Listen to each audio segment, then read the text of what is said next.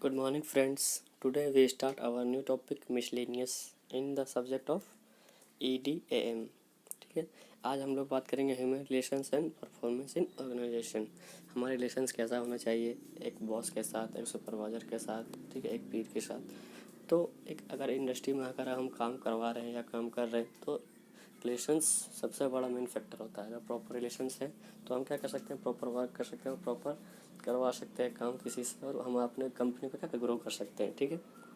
तो उसी के बारे में आज बात करेंगे। ठीक है। तो पहला पॉइंट है human relations and performance in organisation. तो ह्यूमन रिलेशन क्या है? ह्यूमन रिलेशंस बेसिकली क्या है? Relation between the employer and employees. ठीक है। एक बॉस और एक वर्कर के बीच में क्या है? बॉस के बाद तुम्हारा सुपरवाइजर, सुपरवाइजर पावर प्लांट का जो हेड है, उसमें भी जितने भी एम्प्लॉयर है, ठीक है। मान लीजिए अगर कॉलेज की बात करें तो हमारा क्या CEO है, प्रिंसिपल है, HOD है और स्टूडेंट्स है। तो सबके बीच में जो रिलेशंस है वो क्या है, बहुत बड़ा फैक्टर होता है। अगर प्रॉपर रिलेशंस नहीं रहेगा तो क्या होगा, हमारा वर्क नहीं हो पाएगा सही से। ठीक है। तो यही यहाँ पे लिखा हुआ है क्लियर कि हमारा the human relation is the relation between the employer and employee working in a kind of organization that may be organization, manufacturing unit, trading unit, consultancy unit, an assembly unit or any other kind of business। या तो other type का भी business हो सकता है। ठीक है। तो relationship play very important role between the employee and employer to give better output by the minimum investment. हम कम इन्वेस्टमेंट में ज़्यादा आउटपुट हम कर सकते हैं अगर हमारा वर्कर हमारी बात सुन रहा है। अगर मान लीजिए हम मैनेजर है, मैनेजर क्या करता है, जो मैनेज करता है, कम खर्चे में ज़्यादा आउटपुट देता है, वो मैनेजर कहलाता है, प्रॉपर मैनेजर। ठीक है। तो वो मैनेजर मेन मोटो क्या रहता है कि कंपनी का प्रॉफिट बढ़ाना, कम इन्वेस्टमेंट के साथ ज़्यादा प्रोड्यूस करना, ज़्यादा माल को प्रोड्यूस करवाना। ठीक। तो प्रॉपर कब होगा, जब हमारा वर्कर खुश रहेंगे, अच्छे से काम करेगा, अच्छे से एफिशिएंसी से काम करेगा, तो हम क्या होगा, प्रॉपर हम एक कंपनी चला पाएंगे और एक कंपनी प्रॉपर काम कर पाएंगे। ठीक है। ये होता है ह्यूमन रिलेशंस। तो आगे बात करते हैं इंडस्ट्रियल रिलेशंस। जैसे कि कोई भी इंडस्ट्री में हम काम करें, इंडस्ट्रियल रिलेशन सिंपली क्या है, the relation between the labour and personal. ठीक है।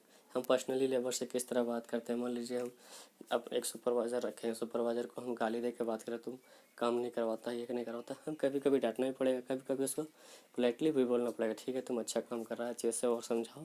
ठीक है। और जब जरूरत पड़े तो उसको डांट कर भी बोलना पड़ेगा। ये नहीं कि हमेशा डांटते रहेंगे और हमेशा प्यार करते रहेंगे, हमेशा सर पे चढ़ा लेंगे। तो हमेशा सर पे भी नहीं चढ़ाना, हमेशा डांटना भी नहीं। तो एक प्रॉपर रिलेशन के साथ मेंटेन करके चलना है। ठीक है। ठीक। They represent the relation that exist between the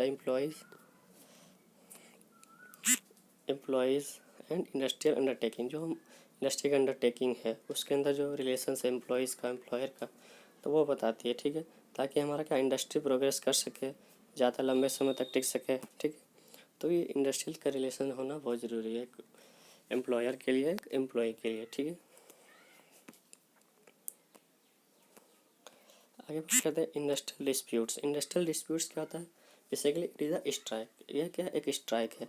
A common form of dispute is a strike which means works abstaining from the work output, work unit, their demands are met or compromise is affected। हमारा disputes क्या है? जब हम कोई भी काम को distribution देते हैं, अपने वर्कर को काम देते हैं, तो वर्कर तभी काम करेंगे जब क्या होगा, उसका डिमांड सेटिस्फाई होगा। मान लीजिए किसी हम एम्प्लॉय को जितने रुपए वो मांग रहा था उतने रुपए में उसको रख लिया, तो क्या वो खुश है कि हाँ हमको जितना रिक्वायरमेंट था उतना पैसा मुझे मिल रहा है? तो वो क्या होगा, प्रॉपर काम करेगा। नहीं मिलेगा तो छोड़ के भाग जाएगा, दूसरे कंपनी चल जाएगा, तो हमारा क्या होगा, हमारा घाटा होगा, हमारे वर्कर्स लोग भागते रहेंगे तो दिक्कत होगा। ठीक। लेकिन कभी कभी क्या होता है, कुछ एम्प्लॉयर किसी मजबूरी में काम करते हैं, किसी भी कंप्रोमाइज़ करते हैं, चलो ठीक है कुछ नहीं मिल रहा है तो ये काम कर लेते हैं। ठीक है। तो वो होता है कंप्रोमाइज़, कि अपने डांट भी सुन लेते हैं, चलो ठीक है, अरे यार यहाँ से निकले तो कहाँ जाएंगे, कहाँ नहीं मिलेगा, नहीं मिलेगा क्या पता। तो वो जैसा कि आप यहाँ देख सकते हैं, ये मजबूरी में काम कर रहा है। ठीक है। डांट सुन के कि हाँ चलो ठीक है, और यहीं पे ज़िंदगी किसी तरह काटना है, दूसरी जगह जाएंगे, हमारे पास वो क्वालिटी नहीं है, नॉलेज नहीं है, कैसे क्या करेंगे। तो जिसके पास नॉलेज नहीं रहता है वो क्या करता है, मजबूरी में कहीं पे काम करता है, तो उसके पास कॉम्प्रोमाइज़ करके चलता है। ठीक है। तो वो हमारा रहता है इंडस्ट्रियल डिस्प्यूट्स। ठीक है।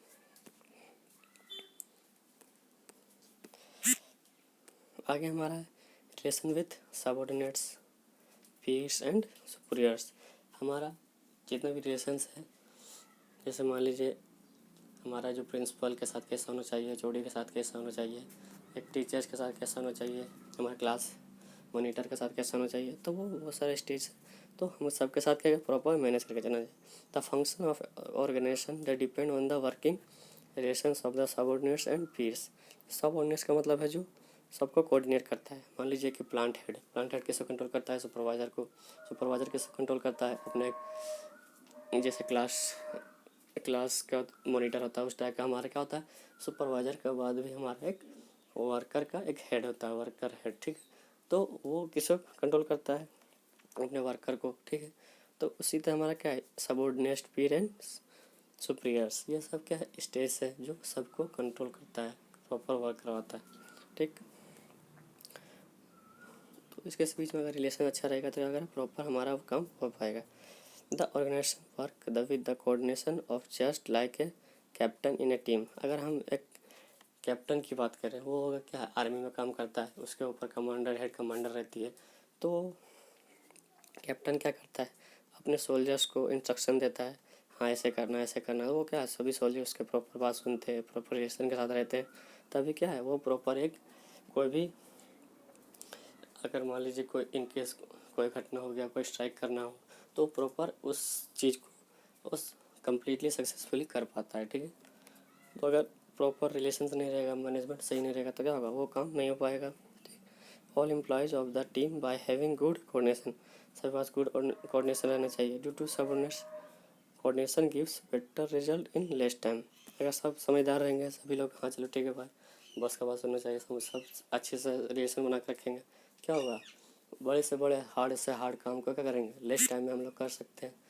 एक छोटा सा, अगर लकड़ी को सिंगल तोड़ा जाता है जल्दी टूट जाता है, लेकिन उसी को 10 लकड़ी एक साथ टूट जाता है, क्या होता है, यूनिटी है स्ट्रेंथ। यूनिटी के साथ काम करेंगे तो जल्दी हो जाएगा और मजबूत काम होगा, ठीक है। तो उसकी एफिशिएंसी भी ज़्यादा होगा, अगर प्रॉपर एफिशिएंसी से काम करेंगे तो प्रॉफिट भी ज़्यादा होगा, ठीक।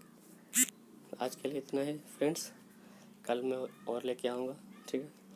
Please like subscribe, thank you.